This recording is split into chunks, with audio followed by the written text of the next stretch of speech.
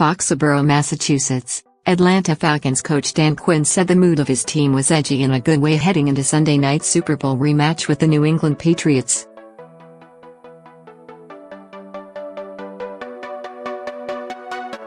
But after a 23-7 loss, the Falcons are on the edge of seeing their entire season blow up in their faces, kind of like the way they imploded after that 25-point lead in the Super Bowl.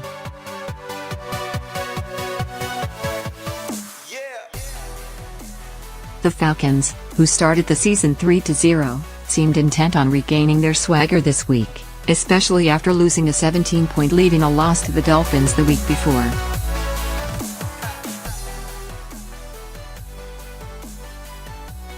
But getting demolished inside foggy Gillette Stadium by Tom Brady and crew sent the reeling Falcons, now 3-3, to a 3-game losing streak with no real signs of a pulse.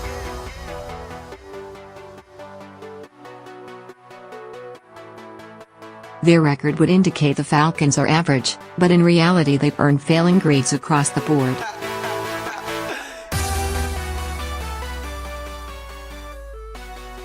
An offense that was supposed to be feared and that averaged a league-best 33.8 points per game last season was shut out until the 4:09 mark of the fourth quarter by a Patriots defense ranked dead last in the league in yards allowed and passing yards allowed.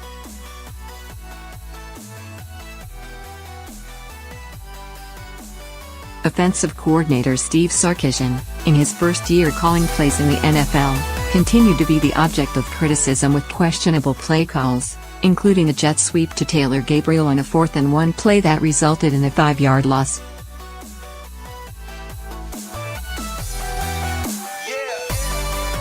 It had folks wondering why a short yardage run by Devontae Freeman wasn't called instead.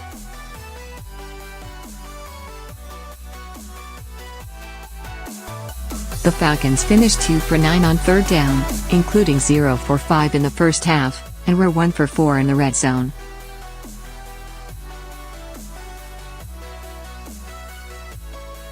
That far below expectations, even without former coordinator Kyle Shanahan calling the plays.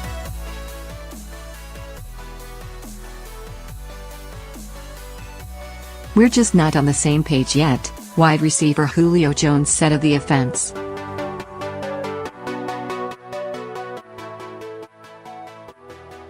"It's not just about. It's everybody. We just have to keep working. Every game is different."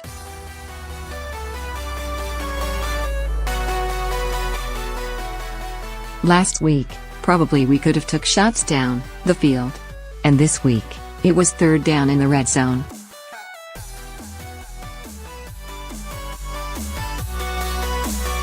Every game is totally different, so you never know. Just situational ball. That's it.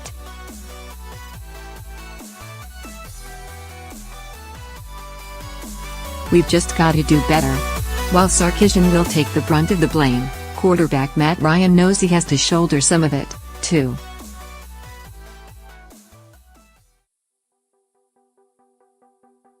He misfired on a few shots in the red zone, overthrowing his targets. And he underthrew Jones on a deep ball that could have been one of those explosive plays the Falcons keep talking about, although Jones did appear to be interfered with on the play.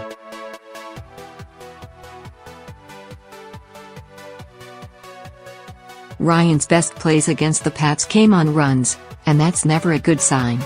An offense consisting of the reigning MVP, an All-Pro in Jones, a Pro Bowler in Freeman and Blazers and Gabriel and Tevin Coleman shouldn't go 91+ minutes without scoring.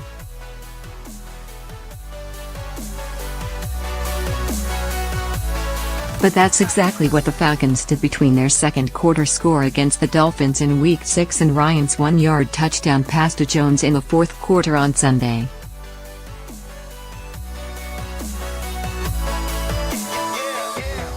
Defensively, the Falcons continue to have issues with remaining in their gaps, giving up 162 rushing yards to the Patriots.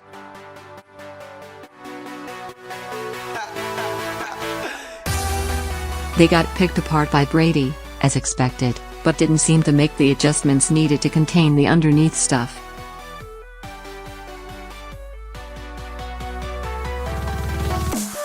Defensive coordinator Mark Juan Manuel had said it would be quite a challenge, and it was.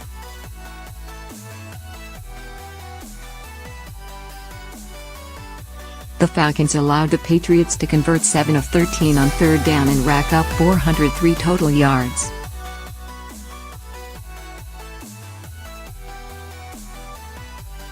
And not to be forgotten were the struggles on special teams, with Matt Bryant missing a field goal and having one blocked.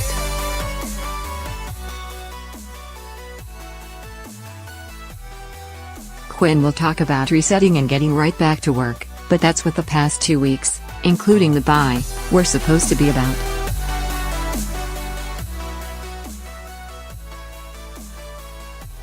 Now it will be interesting to see if Quinn tweaks some things to jumpstart his team, with the trip to the New York Jets next on the schedule, followed by its first NFC South game, at Carolina in Week 9.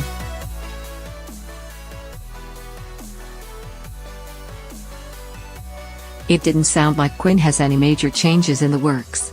"By no means are we going to change anything on a grand scheme," Quinn said.